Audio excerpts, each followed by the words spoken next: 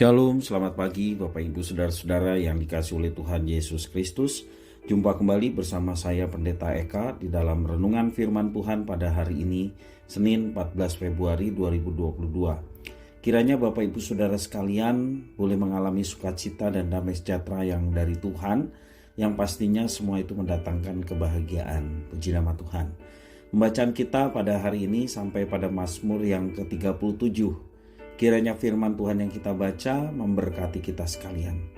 Baik Bapak Ibu Saudara-saudara sekalian, sebelum kita merenungkan bagian firman yang kita baca, kita akan bersama-sama berdoa. Tuhan Allah Bapa di surga yang kami puja sembah di dalam Yesus Kristus, kami ucap syukur dan terima kasih untuk kasih setia Tuhan dan penyertaan Tuhan yang sungguh kami alami sampai hari ini. Terima kasih ya Tuhan buat hari yang baru Tuhan percayakan pada kami. Kami mau terus memperdengarkan hati dan pikiran kami, kebenaran firman Tuhan. Engkau yang memampukan kami untuk kami dapat mengerti, memahami apa yang Kau maksudkan, juga menolong kami dapat kami terapkan dalam hidup kami. Terima kasih Bapa, terpujilah namamu. Demi nama Tuhan Yesus kami berdoa. Amin. Mazmur 37. Dari Daud, jangan marah karena orang yang berbuat jahat. Jangan iri hati kepada orang yang berbuat curang, sebab mereka segera lisut seperti rumput dan layu seperti tumbuh-tumbuhan hijau. Percayalah kepada Tuhan dan lakukanlah yang baik, diamlah di negeri dan berlakulah setia. Dan bergembiralah karena Tuhan, maka Ia akan memberikan kepadamu apa yang diinginkan hatimu. Serahkanlah hidupmu kepada Tuhan dan percayalah kepadanya, dan Ia akan bertindak. Ia akan memunculkan kebenaranmu seperti terang dan hakmu seperti siang. Berdiam dirilah di hadapan Tuhan dan nantikanlah Dia. Janganlah marah karena orang yang berhasil dalam hidupnya, karena orang yang melakukan tipu daya. Berhentilah marah dan tinggalkanlah panas hati itu. Jangan marah, itu hanya membawa kepada kejahatan. Sebab orang-orang yang berbuat jahat akan dilenyapkan, tetapi orang-orang yang menanti-nantikan Tuhan akan mewarisi negeri. Karena sedikit waktu lagi, maka lenyaplah orang fasik. Jika engkau memperhatikan tempatnya, maka ia sudah tidak ada lagi.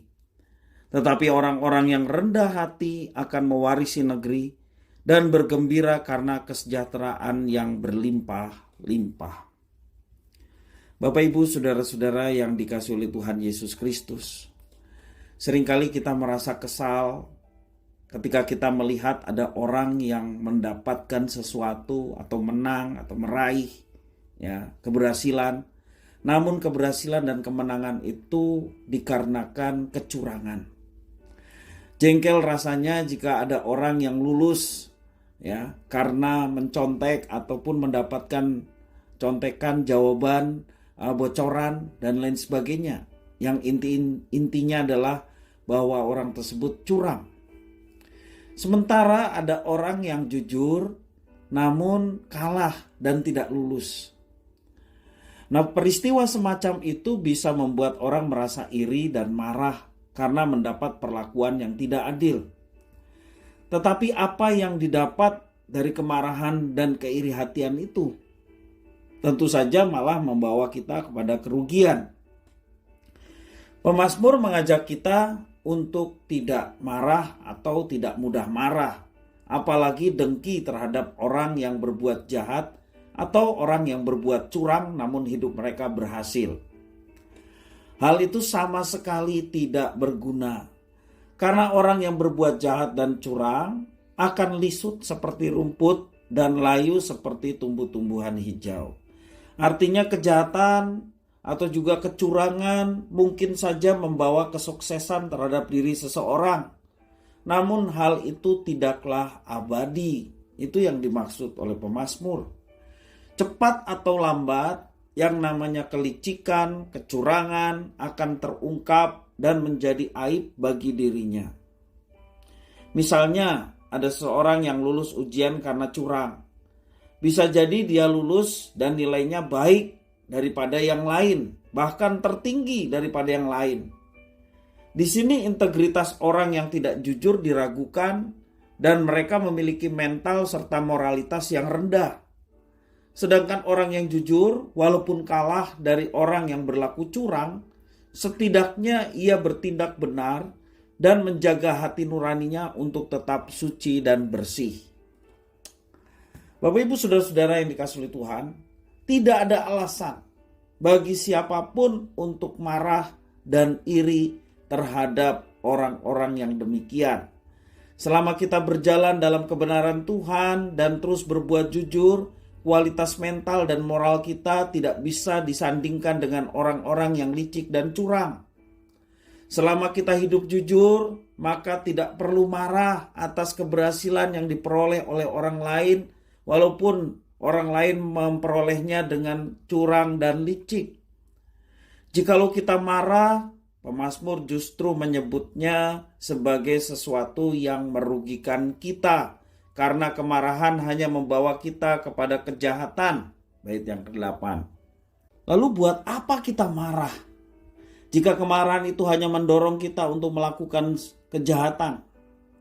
Dikatakan firman Tuhan, janganlah matahari terbenam sebelum padam amarahmu. Jadi kalaupun kita melakukan kejengkelan ataupun kemarahan, jangan itu disimpan lama-lama. Harus segera dibereskan. Karena kemarahan itu seringkali mendorong kita untuk melakukan kejahatan. Bukankah lebih baik kita berdiam diri? Sebab dalam diam kita tetap bisa menunjukkan kualitas sebagai orang yang benar dan jujur di hadapan Tuhan. Dan itu jauh lebih berharga, jauh lebih mulia, dan sesungguhnya itulah yang menyenangkan hati Tuhan. Mari Bapak Ibu saudara-saudara yang dikasihi oleh Tuhan, setiap hari kita diperhadapkan dengan hal-hal yang demikian. Pilihan untuk tetap hidup di dalam kebenaran atau kita mengikuti orang yang bertindak licik dan jujur. Kita berdoa kepada Tuhan supaya kita senantiasa bertindak benar dan jujur, serta tidak mudah marah dan iri kepada mereka yang sepertinya berhasil, namun keberhasilan mereka karena kecurangan, kelicikan, dan kejahatan. Kita tidak perlu iri. Kita tetap yakin bahwa segala sesuatunya Allah bekerja.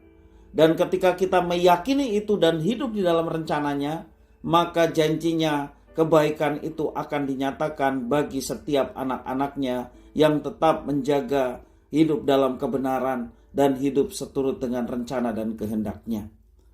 Kiranya firman Tuhan ini boleh memberkati kita sekalian. Mari kita berdoa.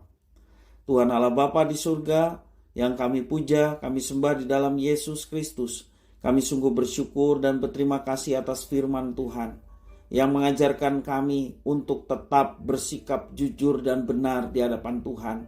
Kami memiliki satu integritas di mana apa yang kami yakini, apa yang kami imani, Engkau yang kami percaya, membawa hidup kami seturut dengan rencana dan kehendak-Mu. Dan biarlah apa yang kami lakukan sungguh menjadi kesenangan bagi Tuhan.